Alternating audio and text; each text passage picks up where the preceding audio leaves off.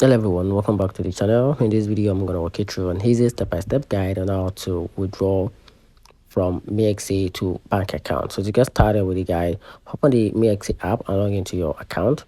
Then from there, tap on the wallet at the bottom, then select withdrawal, then choose the USDT or a preferred cryptocurrency of your choice.